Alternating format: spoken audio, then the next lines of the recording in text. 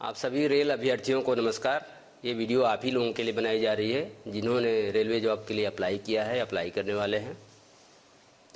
पिछले वर्ष रेलवे ने बहुत भारी संख्या में 1,54,000 यूथ को एम्प्लॉय किया है दिसंबर 2023 तक, और जिन्हें पदस्थापित कर दिया गया है या आवश्यकता अनुसार उन्हें ट्रेनिंग पे भेज दिया गया है। उन सभी का समायोजन कर लिया गया है और आज के डेट में railway man power optimum level पे है। लेकिन ऐसी बात नहीं है कि और आवश्यकता नहीं है। जिस तरह से रेल का रैपिड ग्रोथ हो रहा है, जिस तरह से क्वांटम ग्रोथ हुआ है, जिस तरह से एक्सपेंशन हो रहा है, और चूँकि एक ये स्टाफ सेंट्रिक ऑर्गेनाइजेशन है तो इसमें स्टाफ की ज़रूरत होती है और हर वर्ष उसी पैमाने पे लोग रिटायर भी करते हैं। इसलिए हर वर्ष हर कैटेगरी में, ख़ासतौर से सेफ्टी कैटेगरी में, तो उसमें तो हम वैकेंसी अफोर्ड ही नहीं कर सकते, तो उनको भरना ही होता है। अभी सभी अभ्यर्थियों के हित में ये निर्णय लिया गया है कि अब कैलेंडर बना के हर साल वैकेंसीज़ को हम लोग नोटिफाई करेंगे। हर वर्ष नियुक्ति की प्रक्रिया जारी रखेंगे बिना गैप के। जैसी जैसी वैकेंसीज होगी, depending on vacancies and requirement of course, तो उसके हिसाब से हम रिक्रूटमेंट करेंगे। ऐसे ही अभी जनवरी के महीने में एएलपी का नोटिफिकेशन हुआ जिसमें 5,696 वैकेंसीज़ के लिए नोटिफिकेशन निकला है। और जो जनवरी में नोटिफिकेशन हुआ है उसमें हमारा लक्ष्य है कि दिसंबर तक उस पूरे प्रोसेस को कंप्लीट कर लें और दिसंबर में हम एएलपी का 5,696 लोगों का पैनल दे दें। और जैसे ही पैनल वो समाप्त हो, चूँकि ये वैकेंसी एराइज होती जाती है, तो अगले वर्ष के लिए भी हम कैलेंडर जारी कर दें।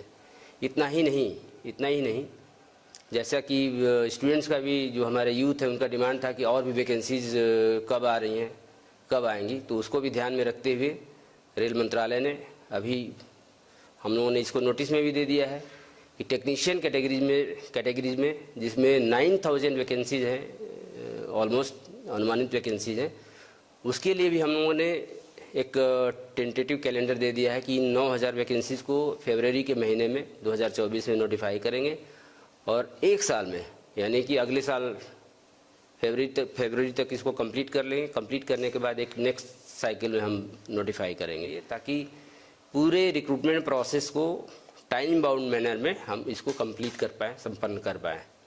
इसके अलावा रेल मंत्रालय ने एक बहुत बड़ा कदम उठाया है एज रिलैक्सेशन दे करके। कोविड के टाइम में, जैसा कि आप जानते हैं, 2-3 साल तक परीक्षाएं करना संभव नहीं हो सकी थी। बहुत सारे कैंडिडेट्स ओवर एज हो गए थे, तो उनको सम्मिलित करने के लिए, उनको भी अवसर प्रदान करने के लिए रेल मंत्रालय ने 3 साल का, 1 साल नहीं, 2 साल नहीं, 3 साल का एज रिलैक्सेशन दिया है, जो कि जिससे हमारे कैंडिडेट्स जो वंचित रह गए थे, जो चूक गए थे एग्ज़ाम देने से, हो पाएंगे, अपीयर हो पाएंगे आगामी होने वाले एग्ज़ाम्स में।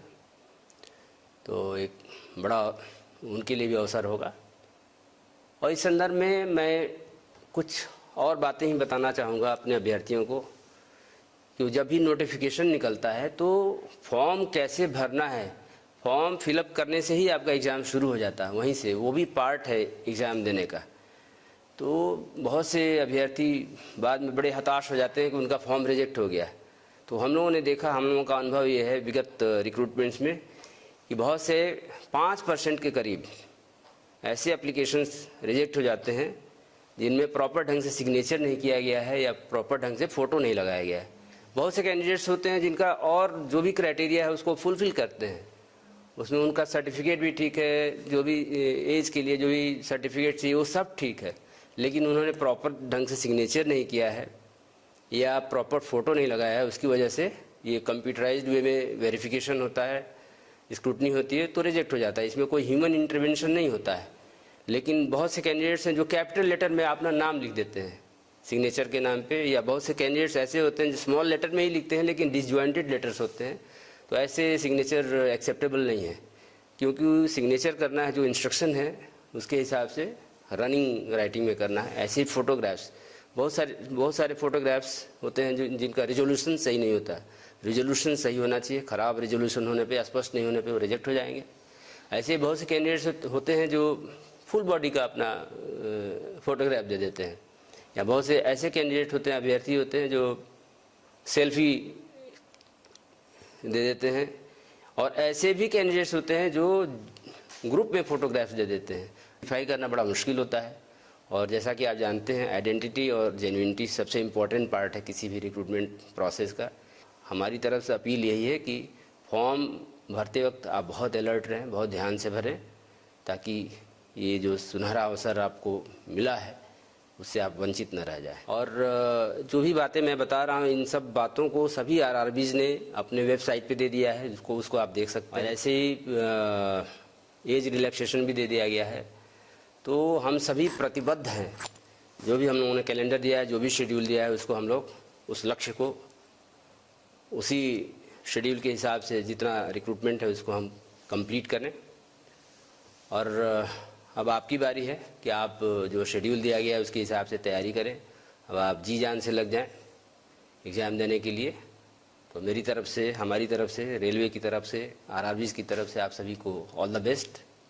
आप सभी को ढेर सारी शुभकामनाएं। धन्यवाद।